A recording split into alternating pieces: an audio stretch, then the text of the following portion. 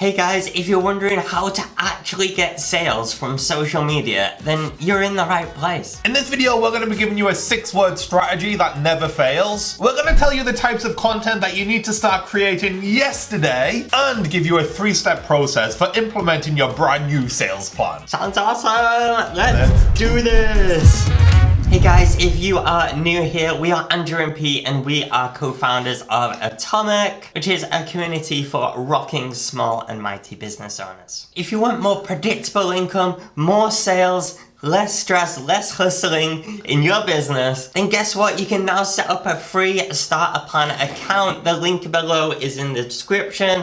Go check it out. Now, we love talking about sales on social media because, quite frankly, not enough people are. There's a lot of talk about giving value and community building and engagement and content, which is all important stuff. But none of that directly pays the bills. You need sales for that. But how do you do it? Well, here's that 6-word strategy that we mentioned at the top of this video. Well, it's really simple. Are you ready? I'm ready. Every time you sit down and you do your social media, we want you to remember these 6 words. Build an audience, convert the audience.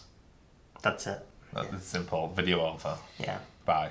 Build the audience, convert the audience. Yes, you need to build an audience of potential customers and then proactively work on turning that audience into customers. And the problem is, a lot of small business owners are just doing the first part. They're just building the audience. And they shy away from that second part because they are scared of selling. Let us know in the comments if that is you. Now, in a past video that we'll link to down below as well, we talked about the double it rule. This basically says however long you spend on marketing your business, you should spend twice as long on sales. So applying that rule here, we want you to spend twice as long converting the audience you already have rather than building the audience. Even if at this stage you only have like 10 people in your audience. Spend twice as long trying to convert those 10 people rather than trying to get another 10 people. Now, this might sound a little bit crazy and no one else maybe is saying this, but here's why. Number 1, you will get sales quicker. 10 people is still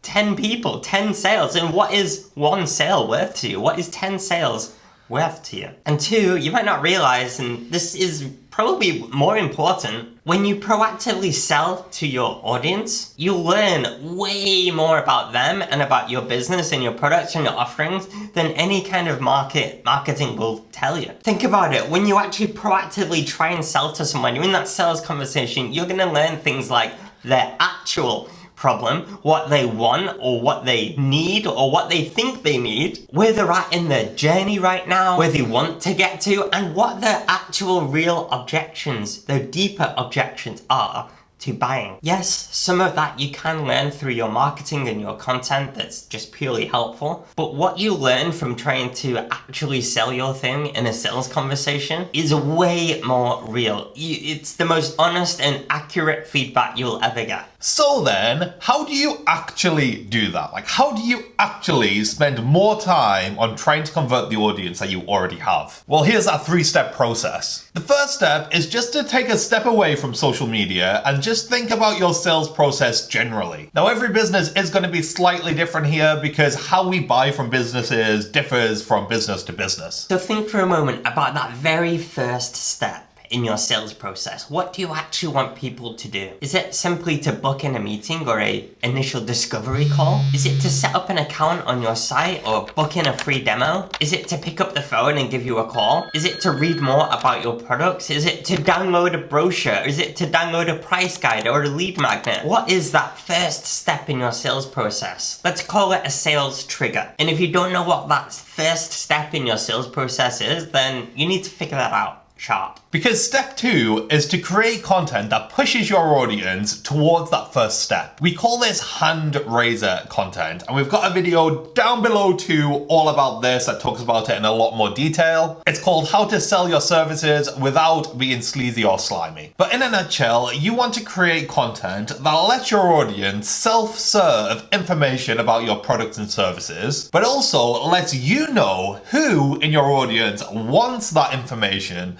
about your products and services. So you can follow up with them. To give you some idea of hand raiser content, let's go through some examples. How about Instagram stories that show what you do for your clients and your customers and then encourage people to DM you or click on a poll to find out a little bit more or ask questions? You can then follow up with those people. Or what about posts about free trials or ways to sample your products and services? Any kind of lead magnets that are a little bit more in depth or have an intent to buy, like a price guide or a downloaded brochure about your services. Or webinars are great for finding out who actually in your audience has the problem that your product and service solves. You could also put a pixel on your content or your videos so that you can build a custom audience and remarket to those people that have access to that content. The key to this working really well though is being able to follow up with these people in some way because you know that they've accessed it. And actually following up with people who have shown interest is step 3. Often it's expected that people are going to see our products and services and just buy immediately if they're interested. But that's rarely the case. You need to follow up, whether that's by email or by remarketing ads or by phone calls or by DMs. Let's show you all of this in an example using our favorite type of hand raiser content and follow-up,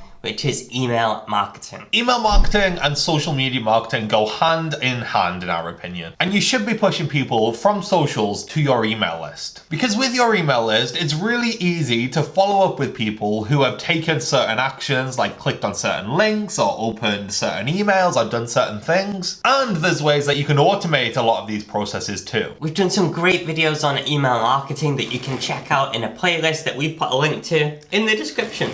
Go check that out after this video. Our description's getting packed. It is.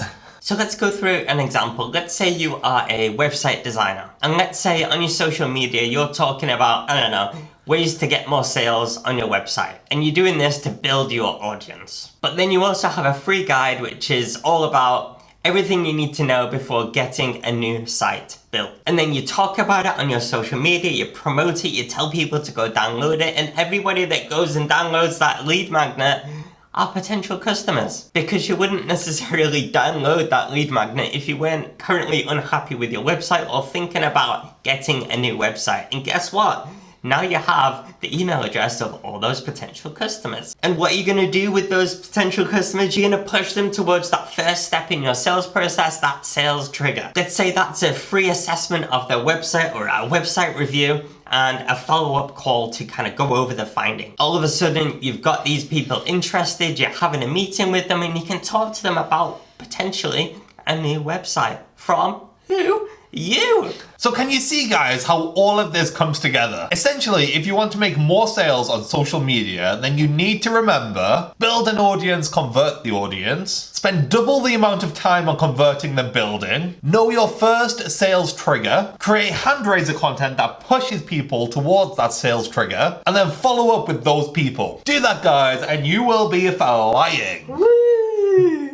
If you have any questions, please pop them in the comments and we'll be happy to answer them. And while you're down there, we'd love you to give this video a like, a subscribe, a share if you haven't already. We've put a ton more information about all of this in the description too, so go check that out. And don't forget, we've also put a link in the description so you can go set up your free Forever Atomic account. We'll see you in the very next video that you're about to watch right now. Wink, wink, hint, hint, nudge, nudge. But for now, he's been Andrew. He's been Pete. See you next time. Bye. Bye.